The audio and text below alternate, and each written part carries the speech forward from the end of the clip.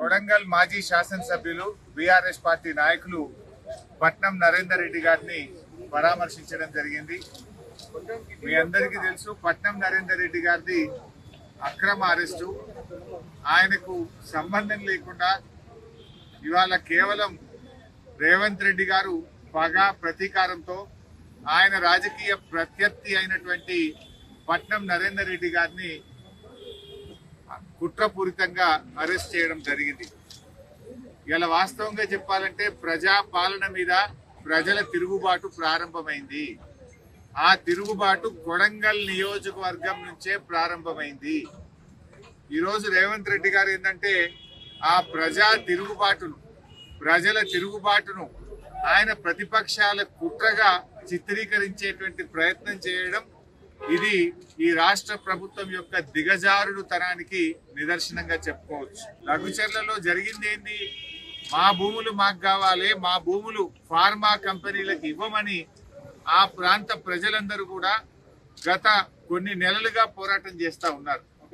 మరి అక్కడ ఎమ్మెల్యేగా ఉన్న రేవంత్ రెడ్డి తనకు ఓట్లేసినటువంటి కొడంగల్ ప్రజలకు పిలిచి మాట్లాడాలి, వారి సమస్య పరిష్కారం చేయాలి.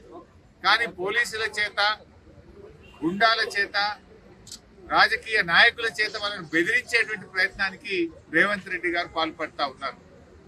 అంటే నీకు ఓటేస్తే ఏదో మేలు జరుగుతుంది, మేమంతా బాగుపడతాము, 15,000 రూపాయల రైతు భరోసా వస్తుంది, 2,500 మహాలక్ష్మి వస్తుంది, 4,000 పెన్షన్ వస్తుంది అని మేము బాగుపడతామని నీకు ఓట్లేస్తే, నీకు ఓట్లేసిన పాపానికి ఆ లఘుచర్ల గ్రామ ప్రజల మీద కర్కశంగా ఇవాళ నువ్వు వ్యవహరిస్తా ఉన్నావు.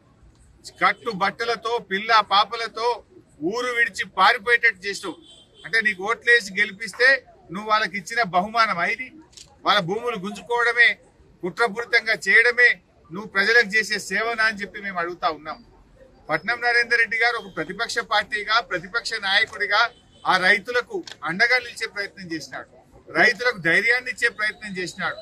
ఆయనకి ఏ సంబంధం లేదు. కాంగ్రెస్ పార్టీ నాయకులు మాట్లాడుతున్నారు, ఈ సంఘటన జరిగిన రోజు 80 సార్లు ఈయనకు ఫోన్ వచ్చిందని చెప్పి లీకులు రాయించుడు, అబద్ధాలు మాట్లాడు. కాంగ్రెస్ నాయకులు ప్రెస్ మీట్లు పెట్టున్నారు.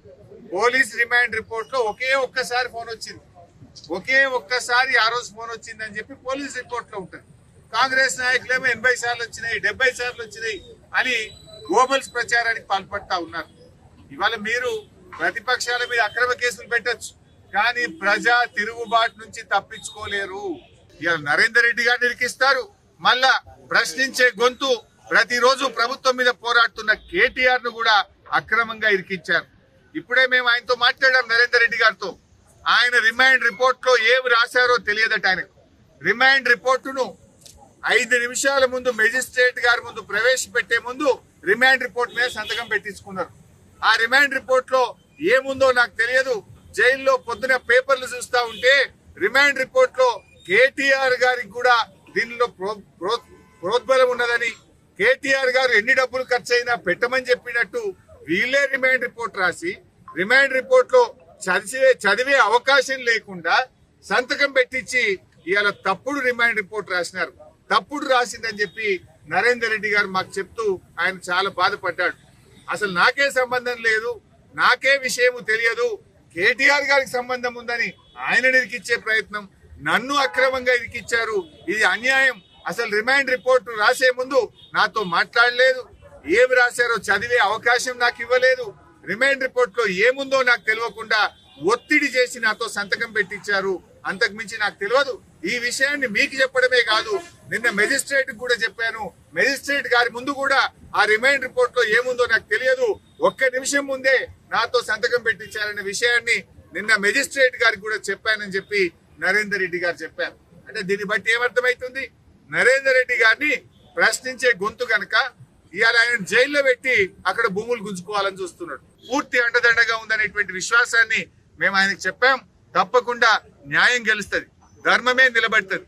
నువ్వు అక్రమంగా కేసు పెట్టచ్చు, మమ్మల్ని జైల్లో పెట్టచ్చు, మాకు న్యాయం మీద నమ్మకం ఉంది, న్యాయస్థానాల మీద మాకు నమ్మకం ఉన్నది. మా న్యాయవాదులు తప్పకుండా పోరాడతారు. నిర్దోషిగా నరేందర్ రెడ్డి గారు బయటకు వచ్చేది ఖాయం. నరేందర్ రెడ్డి గారికి ఏ సంబంధం లేకుండా అక్రమంగా ఆయనని కేసులో ఇరికిచ్చారు. తప్పకుండా న్యాయస్థానంలో మాకు న్యాయం జరుగుతుందని, నిర్దోషిగా నరేందర్ రెడ్డి గారు బయటకు వస్తారనే సంపూర్ణమైన నమ్మకం మాకు.